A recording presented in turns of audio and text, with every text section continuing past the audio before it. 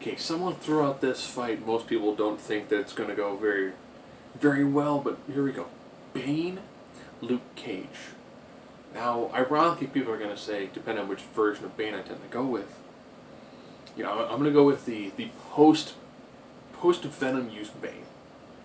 Probably say, yeah, when he had the Venom, he still wasn't in the league of true superhuman strength.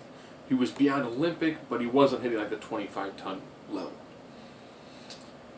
His biggest thing was he broke the arm of Killer Croc and he broke Batman's back. Things that somebody of Olympic strength could still do. So even though he had the enhanced strength, it didn't seem to push him up that high. Luke Cage is an amazing character. In fact, when they teamed him up with Iron Fist, I love 70s Iron Fist. Give me that big pop disco collar, yellow and green. And then you have Luke Cage, giant bright yellow disco shirt, weird metal tiara for some reason, and it's like pants. Awesome, dude. Here's how cool Luke Cage is. Nicholas Coppola, who we know as Nick Cage, changed his last name to Cage because of Luke Cage. Yes. The dude who's an awesome Ghost Rider fan who loves Superman changed his last name from Coppola to Cage because of Luke Cage. Now this I'm going to do a little bit differently with Bane vs. Luke Cage. I'm going to remove energy projection and versatility because if I had them both in there I'd have an even number, and I prefer odds to make it a little bit easier. So I'm going to have my intelligence, fighting ability, strength, speed, durability, invulnerability, and X factor. Just those guys right there. Now, intelligence, I'm going to include everything from, what sort of linguistic skills they have, because that helps me define logic, helps me define tactics. Or in some cases, where they have overall tactics. What sort of skills do they bring there to have the intellectual aspect?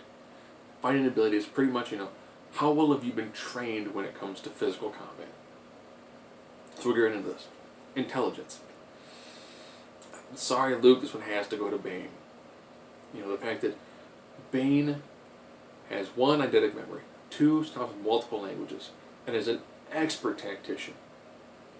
He falls again in the pantheon of the if Batman was a supervillain sort of characters.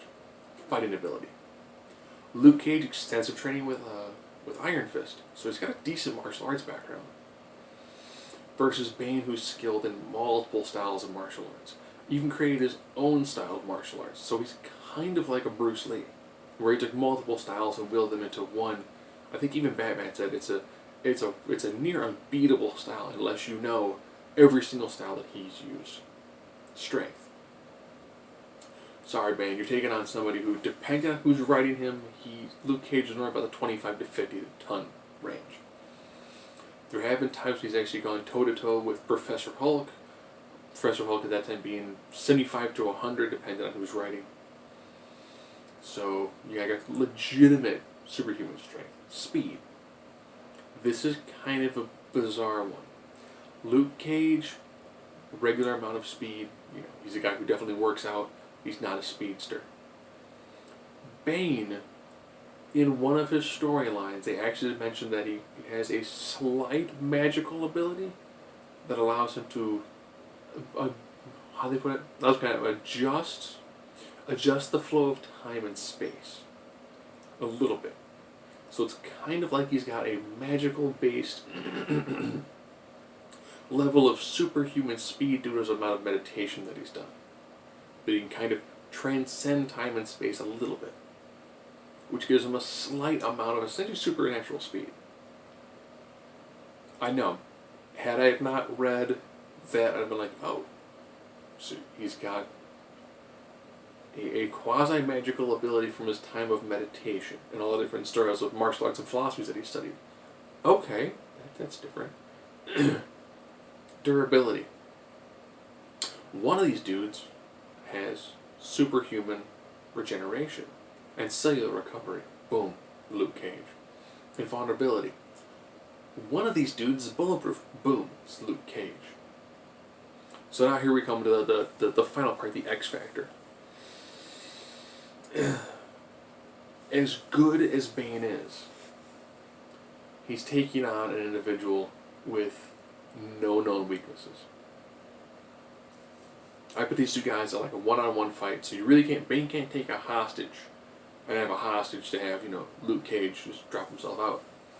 Luke Cage has also gone toe to toe with enemies like Super Skrull, Namor.